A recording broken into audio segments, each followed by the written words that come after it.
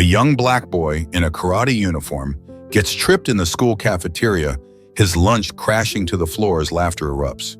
But what no one knew was that he was a fighter. Don't forget to like the video and subscribe so you never miss a story worth hearing. The tray hit the floor with a crash. The clatter of metal on tile echoed sharp and loud. Spaghetti flew everywhere. The milk carton burst, spilling a thick white streak around his feet. And in the middle of it all, the black boy in a crisp karate uniform, now stained and soaked, lay crumpled on the ground, fists clenched tight. Laughter exploded around him, loud, sharp, shameless. "Yo, karate master just slipped." One kid shouted, "Guess black belt turns to milk belt, ow." Another yelled, and the group doubled over. Wheezing with laughter, Jalen didn't move. His eyes were fixed on the pool of milk spreading beneath his stomach. Every head in the cafeteria turned his way, from lunch tables to even the janitors frozen mid-sweep. He knew this would happen, saw them lurking by the line, heard the giggles, the looks pass between them just before he walked out. Still, he'd kept moving. Held the tray like always, wore his guy after practice, because he'd promised himself he'd never let anyone else decide how he dressed, how he lived. But that didn't stop someone from sticking out a foot just enough to catch his stride right at the cafeteria entrance. He knew the feel of it, a subtle sweep, just enough to throw someone off. For most people, maybe just a stumble, but for someone with a slight limp in his right leg, it meant hitting the ground hard. Jalen sprang up fast, not because it hurt, but because he refused to be seen, staying down. His hands were soaked, white pants smeared with sauce. Vegetables clung to his shirt, but the only thing keeping him still was the assistant principal, watching from across the room, clutching a folder. No reaction, no step forward, no help. Just watching, like she was evaluating the target's response, not the attacker's. Jalen took a breath. He didn't cry. He hadn't cried since 5th grade, the day he realized tears didn't stop people. They just made them feel stronger. He bent down, picked up the tray. No yelling, no fighting back, no wild swings, but his eyes didn't shake, didn't apologize, didn't plead.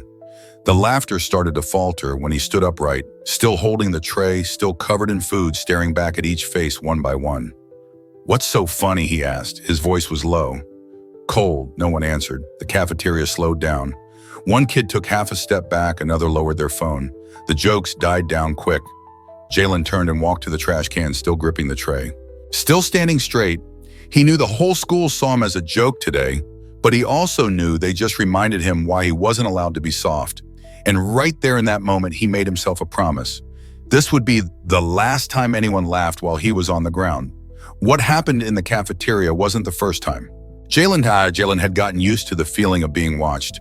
Not the kind of attention you get when you're good at something, but the way people look when they're waiting to turn you into a joke. The first time it was a crude drawing on his locker, a stick figure limping with the words "Sensei Limp Leg" scribbled underneath. The black marker didn't wipe off easy. Jalen spent 15 minutes scrubbing it with wet tissues. He didn't tell anyone. Just slapped a sticky note over it that read "bad handwriting" the second time his practice shoes vanished. Someone had tossed them into the trash behind the gym. Luckily, he got there early and found them before the cleaning crew showed up. No yelling, no accusations. He just tied his shoes slower than usual, while side-eyeing the group snickering in the corner.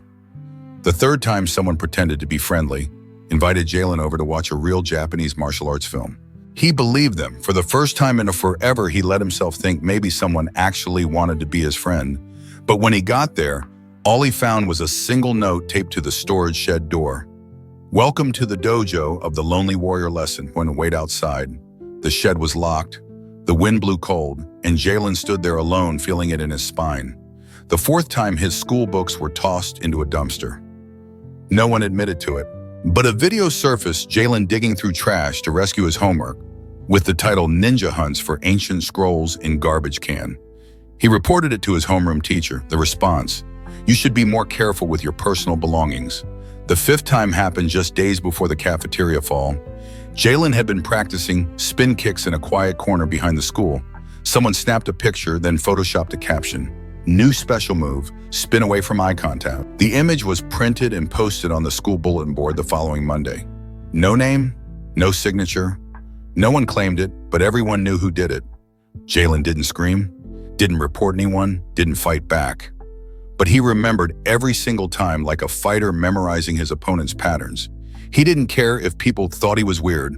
That limp in his step had been there since he was a kid, a weak hip, a muscle group that never fully developed, Doctor said, "You're lucky you can walk."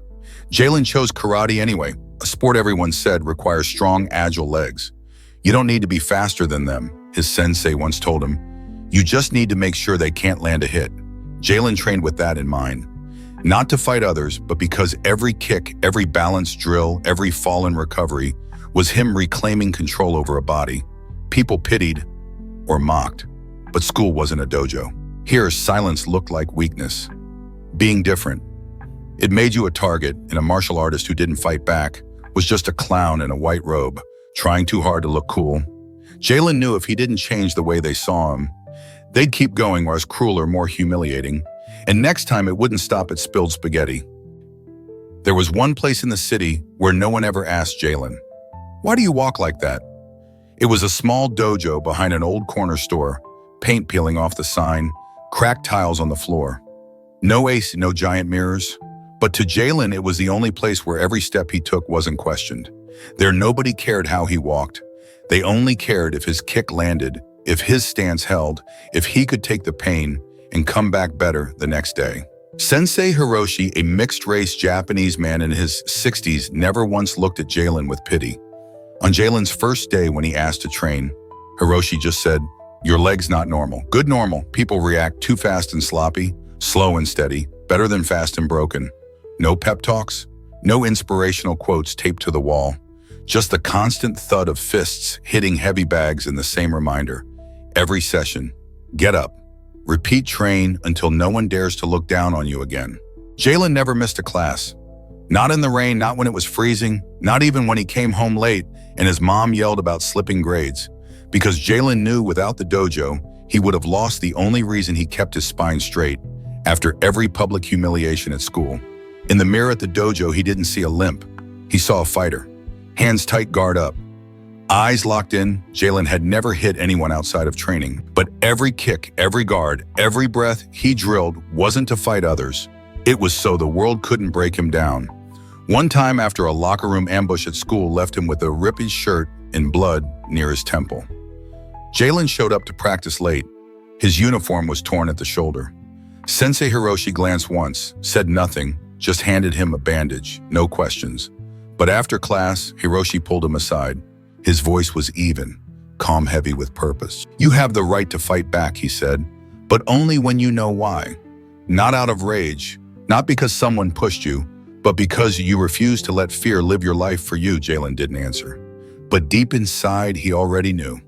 If the day ever came when he hit back, it wouldn't be for revenge. It would be a reminder that he was never weak. He was just holding back.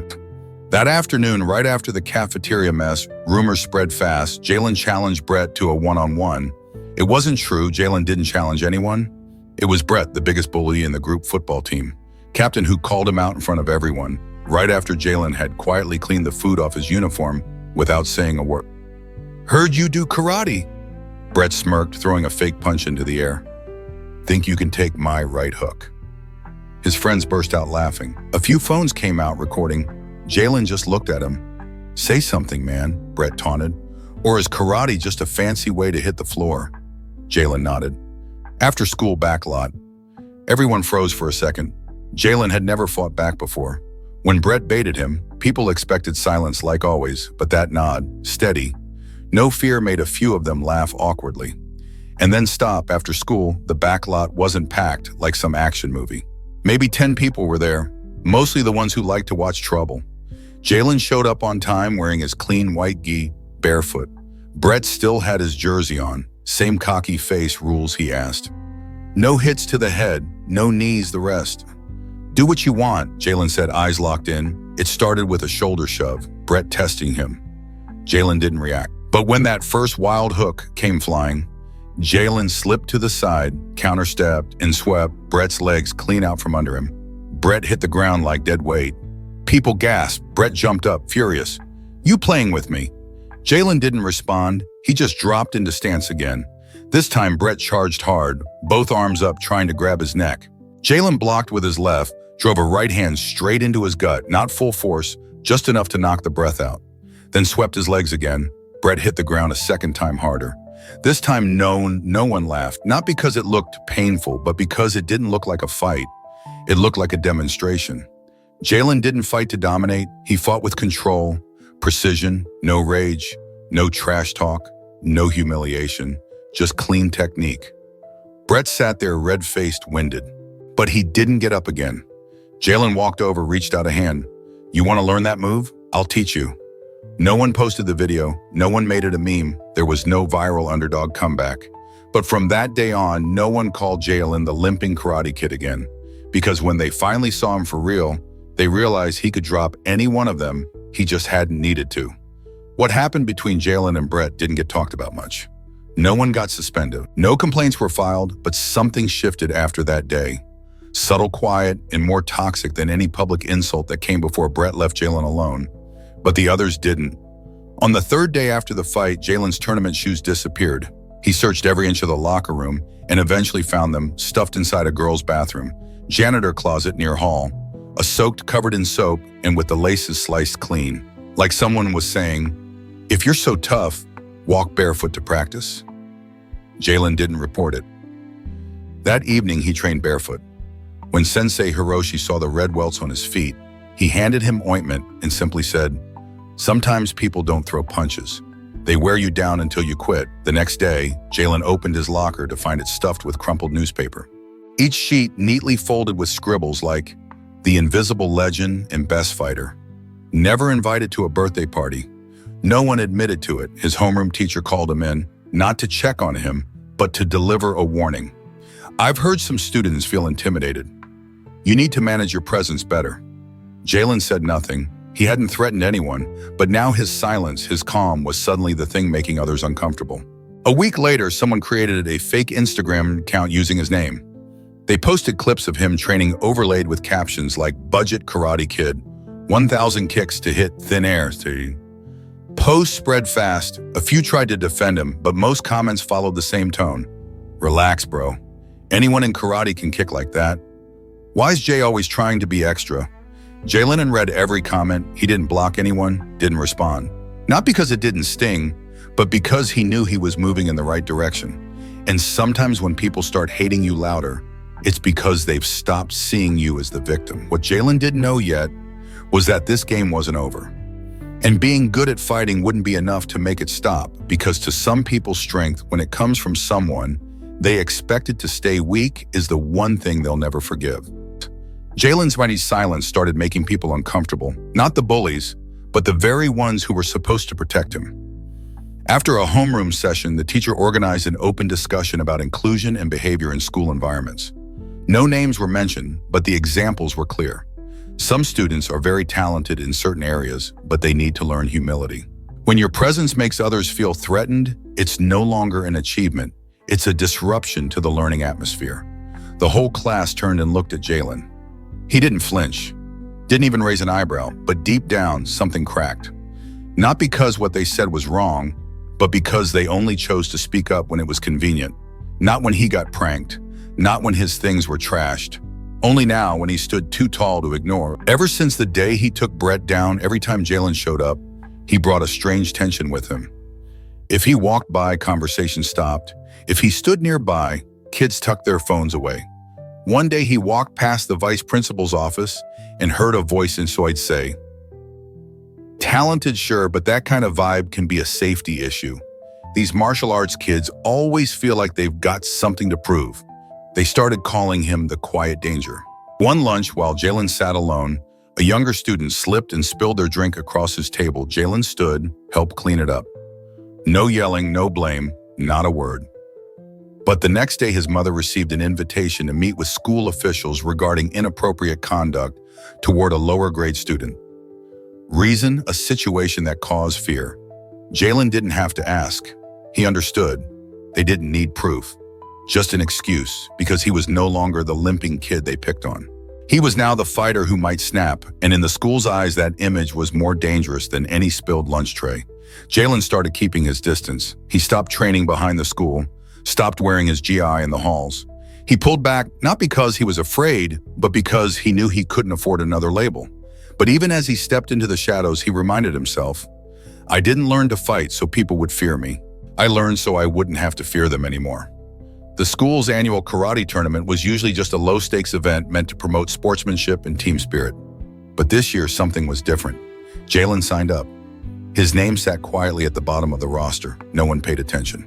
Even when he stepped onto the mat in his gi, a few students whispered, wait, he actually knows karate? Or is he just messing around? His first opponent was a senior, half a head taller, last year's champion. Everyone expected Jalen to fumble to look out of place. But the moment the referee gave the signal, Jalen stepped in, slipped around the first punch with a half turn, and countered with a clean roundhouse kick. First point, Jalen. The gym went silent. 2 minutes later, the match ended, score 5-2. Not because the other guy was weak, but because Jalen didn't waste a single move. No yelling. No adrenaline-pumped grunts. He fought like he was ticking boxes on a blueprint he'd memorized years ago. The ref nodded and raised Jalen's hand. Jalen bowed, turned, and walked off the mat. No smile, no fist pump, a few clapped, but it was awkward, half-hearted. The voices that followed were louder. Probably got lucky. He trains to defend himself, not actually fight bet. He'd freeze if he went up against someone bigger. Jalen heard them. He just didn't care. He sat and studied every match after his every strike, every mistake. By the end of the day, when his name was called as the division winner, no one argued, but no one congratulated him either. A few teachers said things like, you've got talent. Just remember, martial arts is about character, not showing off. Jalen didn't need praise. But what cut a little deeper was the look in his classmates' eyes.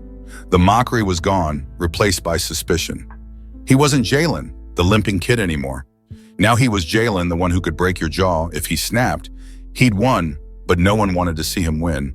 And when he was selected as the school's only representative for the state-level tournament, the notice came via email. No announcement, no school post, no photo.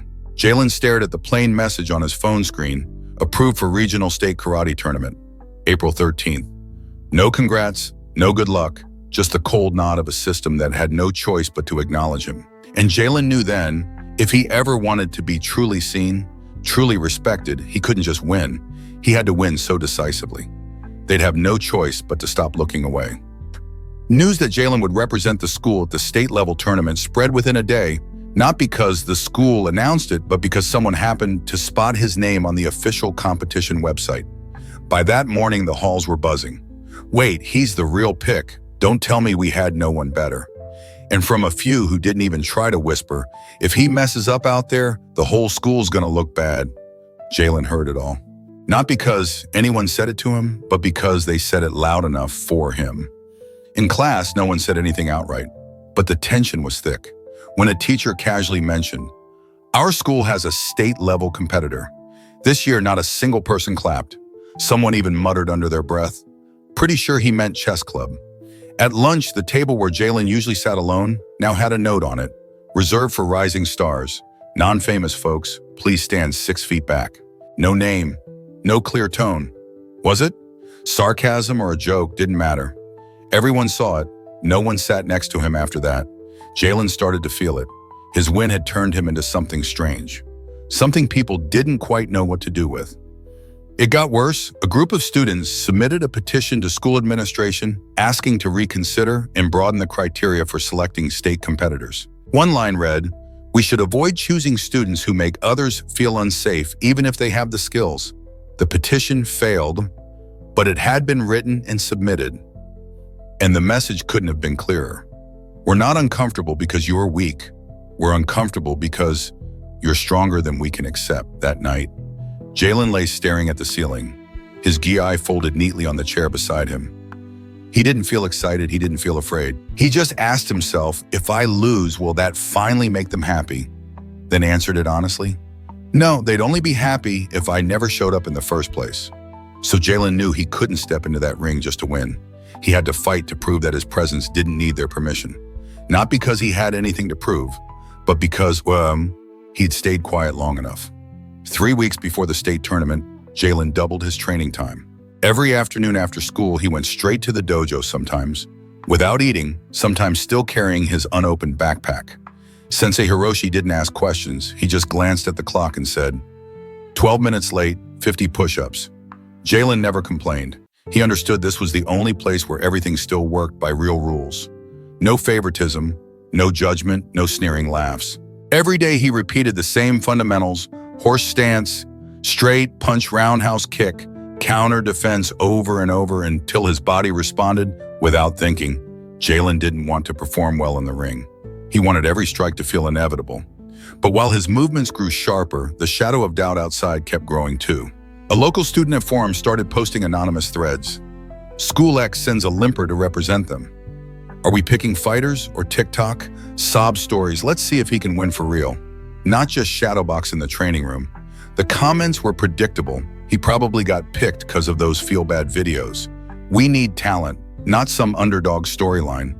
One loss in that hype post disappears real quick. Jalen didn't reply, but he read every word. Not because he cared what they thought, but because he needed to remember who said what.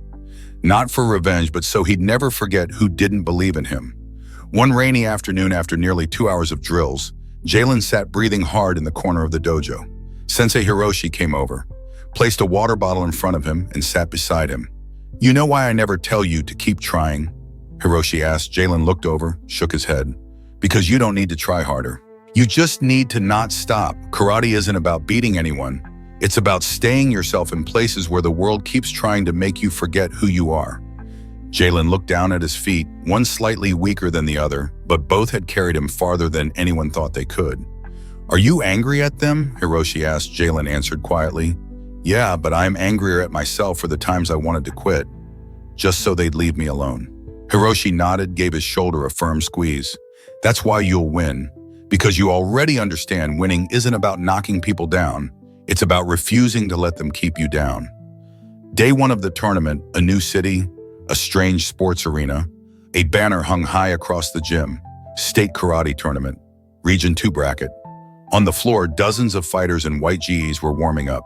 Each had their school's name stitched across their back. Jalen stood alone, plain white uniform, no logo, just his competition number pinned to his chest. 127, no one recognized him. No one came to say hi. No one cared. Up in the stands, the audience wasn't full yet, but attention had already started to focus on the familiar names. Past regional champs, a coach's son, students from top-tier academies. Jalen. No name, no dojo, no lineage. Just a black kid with a crooked step, gripping the knot of his black belt like it was the only thing keeping him still. His first match was against a Greenhill, senior taller boulders, last year's wide bracket winner. The ref called them to the center. Jalen bowed. His opponent didn't just give a smug little smirk. The whistle blew. His opponent came in fast, a straight punch, followed by a spinning knee. Jalen stepped half a pace back, rotated slightly, slipped past cleanly, and countered with a sharp hook punch just as the other fighter's foot landed 1-0. Jalen, a soft ripple of surprise in the crowd. A few people sat up straighter, not because of who he was, but because his reflexes were ice cold. Second round, the opponent pressed harder, trying to close distance. This time, Jalen didn't back off. He baited slow steps forward, drawing a strike. His opponent swung. Jalen blocked with his left, pivoted behind, and delivered a low roundhouse right into the ribs, 2-0. The referee raised his hand again. Jalen's opponent exhaled hard, more stunned than angry. At that moment, the crowd was paying attention. A side judge leaned over and whispered, "Who's 1-27 from?" No one answered. No one really cared anymore. Because in the final exchange, just as the Greenhill fighter launched a desperate round kick, Jalen ducked, turned on his heel, and fired a clean counter to the side. 3-0. Match over. Jalen bowed. Walked off without celebration. No fist pumps, no shouts, just eyes forward, meeting every gaze without flinching. This time his opponent shook his hand. No hesitation. A nearby coach muttered, "That kid doesn't fight like someone who trains to impress. He fights like someone who's used to rooms where no one ever clapped for him." And Jalen knew this was the arena he'd been waiting for. No history, no rumors, no pity. Here only technique spoke. And for the first time, he didn't feel watched. He felt seen. The semifinals took place that afternoon under the harsh white lights of the main arena. His opponent's name lit up clearly on the scoreboard. Marcus Vers, Tatsudo Academy, state runner-up. Jalen took a deep breath. He'd seen Marcus fight before, lightning-fast roundhouse kicks that barely skimmed the floor, tall frame eyes cold as steel. Marcus was the kind of fighter raised in elite gyms, stepping onto the mat to win. Not to tell a story, but what Marcus didn't know was this time the person across from him had nothing to lose. The referee shouted, "Fight!" From the very first second. Marcus pressed forward. No testing, no baiting, just a blitz. One straight punch, a high kick, a spinning side thrust. Jalen didn't counter. He blocked, slipped, backpedaled.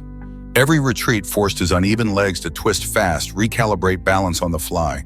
In the crowd, some chuckled. Welp, end of the road. Beating regular kids is one thing. Facing the real deal over. But they didn't get it. Jalen wasn't backing up out of fear. He was studying, reading rhythms, measuring range, listening for the sound of breath between strikes. Second round, Marcus launched another spinning kick clean textbook. Jalen dropped low, pivoted left, and hooked his right heel into Marcus's lower back. 1-0. Jalen Marcus frowned. Jaw tightened. His next combo came with twice the force straight to the chest. Then a low sweep to the gut. Jalen fell. His back slammed the mat, his leg twisted slightly. Point loss 1-1. The crowd roared. But this time people stood. Phones came out. Not for the scoreboard, but because Jalen got up instantly. No limp. His eyes were red. Sweat streamed down his face. But his shoulders didn't slump. His fists clenched. He nodded once before returning to stance, and even the ref gave a subtle nod back. Final round, Marcus went for his signature high kick, jumping in for the win. But just as he lifted off, Jalen shifted half a step. Right, pivoted with his left arm bracing the impact, and spun his body into a horizontal counter. A clean strike to the ribs. Marcus stumbled. Final point match over. Jalen wins, 2-1. The referee raised his hand. Marcus bowed, not happy, but respectful. The crowd clapped, at first scattered, then stronger. Then someone stood. A tournament announcer spoke into the mic. What we just witnessed wasn't a fight between skill and power. It was between muscle and will, and today, willpower won. Jalen walked off the mat, his steps slightly uneven, but no one saw the limp anymore. Because in this place, there were only two kinds of people, those who entered the ring and the ones who walked out as the winner. Yet, the final match took place at 9 a.m. the next morning. The small stadium was nearly packed. In the stands were representatives from major martial arts academies, professional coaches, talent scouts, and the vice principal from Jalen's school. No cheering section, no banners, no signs with his name. Just number 127, flashing on the scoreboard, facing off against Devin Clint, Murakami Academy, reigning state champion. Devon was tall, white sharp-eyed. Every step he took onto the mat came with a wave of cheers. People knew him. People wanted him to keep his crown. Jalen walked up alone. No entourage. No one called his name. His white gi wasn't clean anymore. A strip of tape on his heel. Fingertips scraped and red. The whistle blew. Devin attacked instantly, fast. Brutal, calculated. Jalen could barely respond in the first round. He blocked, slipped, retreated. One solid punch caught his shoulder. 1-0, Devin. The crowd applauded. Not for the point, but because they thought it's over. But in the second round, Jalen changed. He didn't retreat. He stood still at the center of the mat waiting.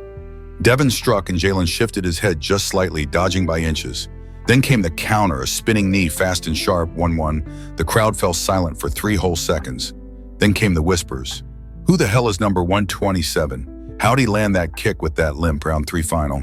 Devin went with his go-to move, trap and sweep, but Jalen had seen it coming.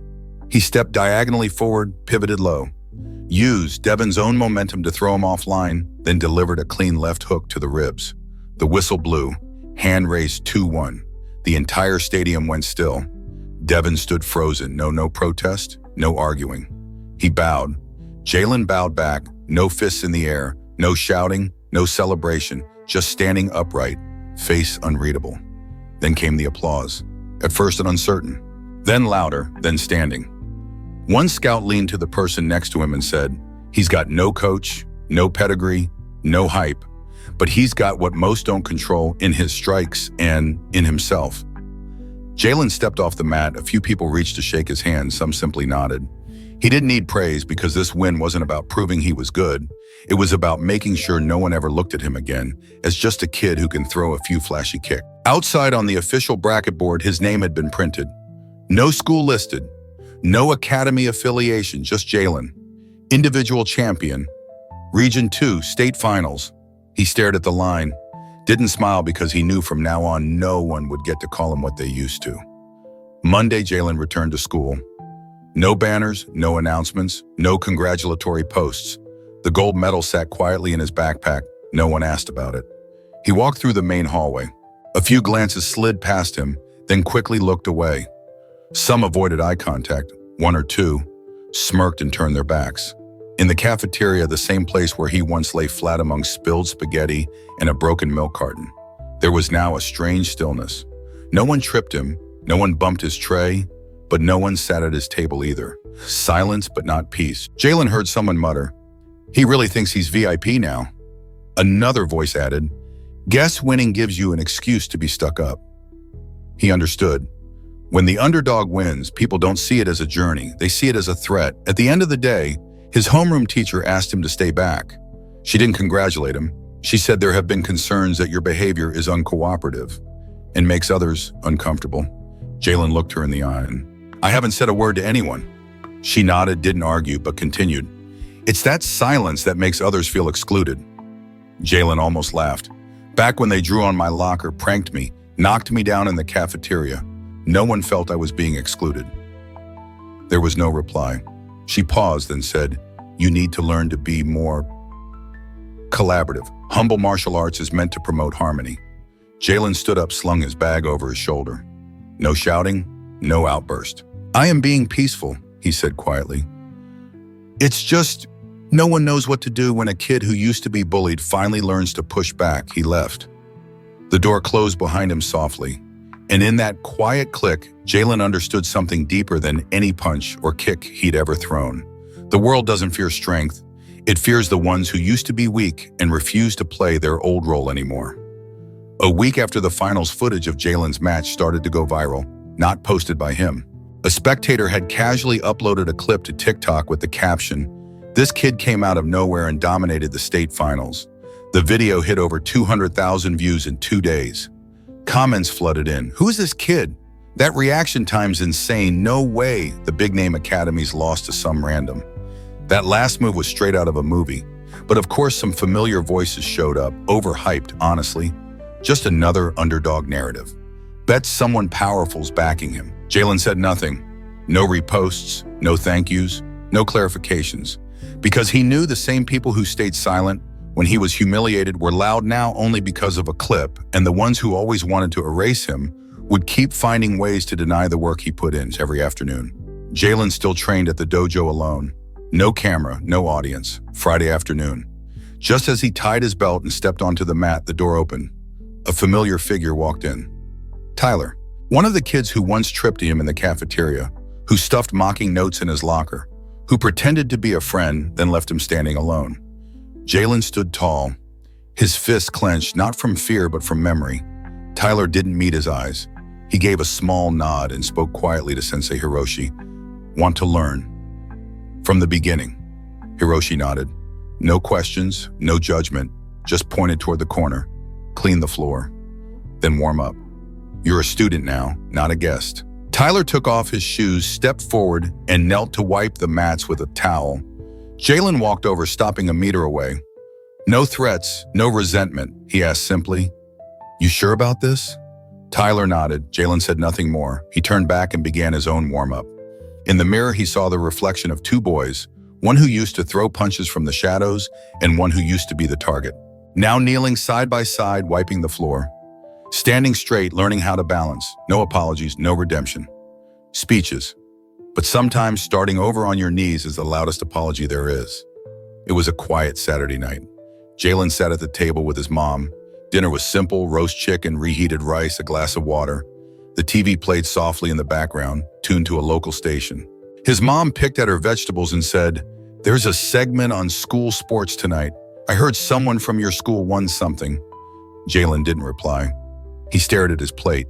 He hadn't told her about the medal, hadn't sent her the video, hadn't shared the article. She never asked much.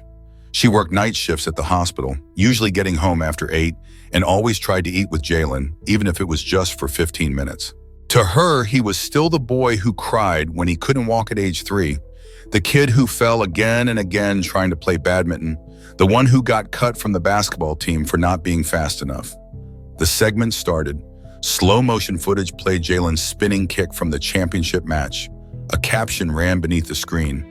Jalen, the boy no one expected, wins the state title.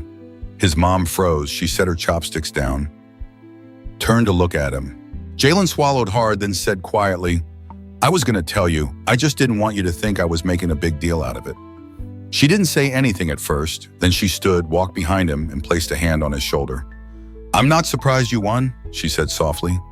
"I'm just sad you had to carry all of that for so long, without anyone seeing it." Jalen looked down. "I don't need recognition," he murmured. "I just didn't want to be treated like I didn't belong on that mat." His mom nodded. Her voice was quieter now, lower. "You know why they don't like you? It's not because you're different, it's because you didn't stay quiet like they hoped you would." Jalen exhaled, nodded slowly. "There's a new kid at school," he said after a moment. "He just transferred in, walks with a limp too. The other kids mess with him." He paused. "Yesterday, he messaged me, asked for the address to the dojo." His mom smiled. Her eyes flickered with something warm, something proud. "Then you're doing the right thing," she said. "Not because you won, but because now someone wants to learn how to stand because they saw you do it first." They didn't say anything else after that. But that dinner, simple, like any other, was the first meal in months that Jalen truly felt like he was home. Start of a new school year. Jalen was invited to speak at orientation for the incoming 10th graders, a request from a few teachers hoping to inspire. He wasn't sure who put his name forward, maybe the gym teacher, maybe the librarian. When he stepped onto the small auditorium stage, there was no cheering, no fanfare, just the harsh white spotlight in his face letting him see rows of young, curious faces, some whispering, "Is that the state champ? He doesn't look like I imagined." Jalen wore a white shirt, dark slacks. He walked slowly still with that familiar tilt in his step. He stood in front of the mic. No script, no slides, just himself. Back in 10th grade, people called me weird, said I walked wrong, said I wore my karate gi to show off. I once fell in the middle of the cafeteria, food spilled all over me. No one helped me up, no one got in trouble for it either. The room went quiet. Jalen went on, "I'm not telling you this to make you feel bad for me. I'm telling you so you understand. Sometimes the strongest person in the room isn't the loudest, isn't the most popular. Sometimes it's the one who's been broken, but chose not to disappear." He looked toward the front row. There was a boy wearing a leg brace hunched over, but now his eyes were up, focused. Jalen nodded. "I'm not here to talk about how to win. I'm here for the ones who feel invisible. You have the right to exist. You have the right to be angry. You have the right to push back. And if you don't know where to start by getting up the first time someone knocks you down." The first round of applause wasn't loud, but it was steady, then it grew. When Jalen stepped off the stage, no one asked for a selfie, no one begged for an autograph, but the eyes that once mocked him now followed him in silence, no longer with doubt, no longer with ridicule. Only with a quiet kind of recognition, the kind that doesn't need to be spoken aloud. From being mocked for his limp to becoming the champion, no one could ignore Jalen didn't win just to prove a point. He won because he refused to disappear. Thanks for watching till the end. Like, share this video and subscribe to the channel. Hit the bell so you never miss the next powerful story.